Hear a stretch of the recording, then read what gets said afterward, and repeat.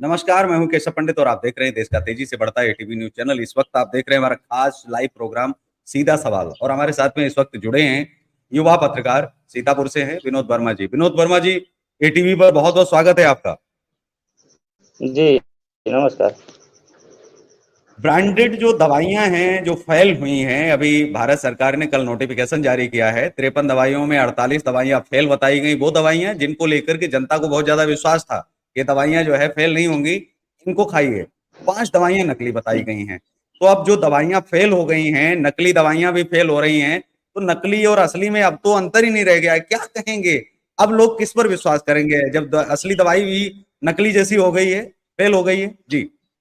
जी जैसे कि शासन द्वारा बताया गया है कि सबसे ज़्यादा चलने वाली ग्राहकों के पास जो भी बीमार व्यक्ति होते हैं, डॉक्टर सबसे पहले पैरासिटामॉल को लिख देते हैं और इसी तरह की सरकार ने 53 दवाइयों को बैन किया हुआ है।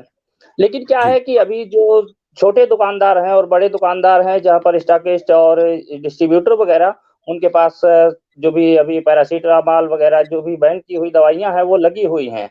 तो उनको बिल्कुल। दिखाने के लिए अभी तक यहाँ पर कोई भी ऐसा वो आदेश नहीं मिला हुआ है, जिससे कि उन दवाओं को यहाँ से हटाया जाए। शासन को ऐसा कुछ करना चाहिए कि जिसका यहाँ से जिसके पास भी पैरासिटामॉल जैसी बैन हुई दवाइयाँ रखी हुई हैं, उनको दोबारा वापस कंपनी को भेज देना चाहिए। जी।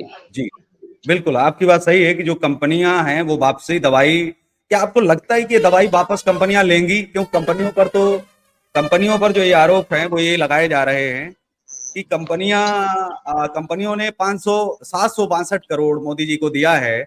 जिन कंपनियों की दवाइयां बैन हुई हैं उन्हीं कंपनियों ने मोदी जी को 762 करोड़ रुपए का ब्रांड जो है वो दिया है, इलेक्टोरल बॉन्ड। तो क्या अब लगता है आपको भारत सरकार उसको वापस जो है करवाएगी? और फिर जो दवाइयां बैन हैं, जो गलत हैं, एक तरह से वो तो जहर हो गई ना। अब आपको लगता नहीं है कि जनता के बीच में उनके स्वास्थ्य को लेकर के खिलवाड़ होगा? जो दवाइयां हैं लगातार वो तो कल से अभी भी चल रही हैं, तो इनको लेकर के जी। जो वापसी की आपने बात कही, बहुत बड़ी बात आपने कही, वापस इनको करवाया जाए। इसको लेकर के सरकार और क्या कड़े कदम कर सकती है? क्या इसके लिए कानून भी आना चाहिए कि जिसके पास अगर जो बैन दवाई है अगर पकड़ी जाए तो उसको कम से कम 5-10 साल की सजा हो, उसका लाइसेंस निरस्त हो, डॉक्टरी का या फिर मेडिकल का, इस तरह के भी प्रावधान क्या ऐसे बनने चाहिए या नहीं? जी, सर, ये बिल्कुल आपने सही बात कही है कि ये सरकार को ऐसा कुछ चाहिए, जैसे आपने अभी बताया कि सरकार को कंपनियों ने जो भी दे रखा है 562 करोड़ रुपए दे रखे हैं, तो मोदी को ऐसा भी होना चाहिए कि 562 करोड़ उन्होंने लिए हैं, लेकिन उन्होंने सिर्फ चुनाव खर्च के लिए लिए हैं और ऐसा किसी भी राजनीतिक पार्टी को नहीं चाहिए होना चाहिए कि वो चंदा लेकर के किसी भी कंपनी को उठाए, चलाए और उस कंपनी का बाद उसके बाद कंपनी को की जो प्रोडक्शन है उसको बैन कर दें। और अगर बैन किया गया है तो मोदी हो या कोई भी हमारे देश का प्रधानमंत्री हो, जो भी राजनेता हो, उसको ये चीज़ चाहिए कि हर तरह से अगर उसको उसको बैन किया गया है तो बैन की हुई चीज़ों को तुरंत वापस कंपनियों को देना चाहिए और कंपनियाँ तो अपने घाटे के लिए नहीं चाहेंगी कि वो इस घाटे को पूरा करने के लिए किसी भी तरह की वापसी चाहेंगी कि उनका प्रोडक्ट जो भी बनाया है उन्होंने वो वापस हो। तो इसके लिए भी एक कानून बनाया जाना चाहिए कि किसी भी दुकान पर या कहीं पर भी अगर वो दवाएँ मिलती हैं, तो उन दवाओं के लिए सज़ा का प्रावधान और जुर्माना भी होना चाहिए, जिससे कि उन दवाओं को बेचने के लिए कोई भी व्यक्ति ज़िम्मेदार हो। और ये ज़िम्मेदारी सबसे पहले बनती है जो भी जिन्होंने बैन किया है, सरकार ने बैन किया है, तो सरकार की सबसे पहले ज़िम्मेदारी बनती है कि वो इन चीज़ों के लिए कंपनियों पर दबाव बनाए और उन सारी ज़हर हुई दवाओं को वापस कराए। जी। जी, एक बात और कही जाती है कि कांग्रेस के दौर में दवाइयाँ नहीं पकड़ी जाती थी। हमारे चैनल पर कांग्रेस के प्रवक्ता आए, राष्ट्रीय प्रवक्ता थे, उन्होंने कहा कि हमारे दौर में कोई दवाई नहीं पकड़ी गई। तो इसका मतलब ये तो नहीं हो जाता है कि नकली दवाइयाँ उस दौर में नहीं थी, और ये भी मतलब नहीं हो जाता है कि उस समय नहीं पकड़ी गई तो इसका मतलब कि वो दवाइयाँ जो है ब्रांडेड थी, वो सही थी, अगर उस समय जाँच नहीं हो पाई। लेकिन उस समय की जाँच पर हम सवाल उठाएँ, जो जाँच हुई नहीं थी, या हम आज सरकार पर सवाल उठाएँ जिन्होंने जाँच करवाई है, कम से कम रहते उनकी सरकार में, अगर उन्हें जाँच नहीं करवानी थी तो वे क्यों जाँच करवा रहे हैं? क्योंकि उससे तो उनकी सरकार की ही फजीहत हो रही है। लेकिन अब भाजपा सरकार क्या अपनी जाँच खुद ही तो नहीं करवा रही? लेकिन इसे ये तो भाजपा ना तो दवाइयाँ बनाती है, ना तो सेल करती है।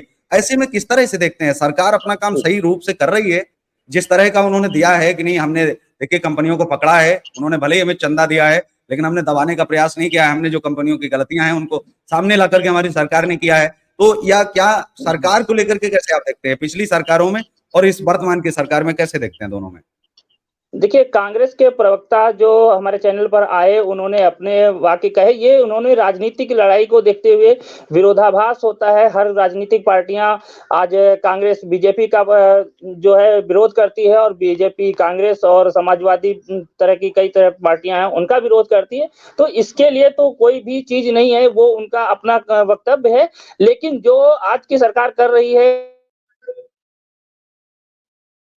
अगर वो नमूने फेल हुए, तो ज़ाहिर-सी की बात है कि इसके मतलब ये दवाइयाँ गलत हैं। और वो जी, गलत दवाइयाँ होने के कारण जो है हमारे जो भी आम जनता है, बीमार व्यक्ति हैं, वो परेशान होंगे, आगे चल कर के उनको नुकसान होगा। तो इसके देखने के हिसाब से सरकार ने बहुत अच्छा कार्य किया है और इसके लिए जो है उनको बैन करना चाहिए। बाकी जो भी राजनीतिक विरोधाभास होता है, वो अपनी पार्टियों का हर कोई जो है सही नहीं कह सकता, हर कोई अपनी पार्टी की बड़ाई करता है और दूसरी पार्टियों की बुराई करता है, ये तो उनकी राजनीतिक विचारधारा है। जी, मेरा मतलब मानना है। जनता को जागरूक होने की भी ज़रूरत है और इसमें मीडिया का भी बहुत अहम रोल है कि उनको भी जागृत करने की ज़रूरत है कि जो दवाइयाँ हैं, उनको वापस भले ना करें, लेकिन अभी एक जो सरकार ने काम किया है, ये अच्छा काम किया है। इस कदम को भी बहुत मजबूत कदम माना जाना चाहिए और लोगों को स्वागत करना चाहिए कि आज जो है दवाइयाँ फेल हुई, इसमें सरकार का कोई फेलियर इसलिए नहीं है, क्योंकि सरकार ने तो निष्पक्ष जाँच करवाई है, वो किसी चंदे के दबाव में नहीं थे।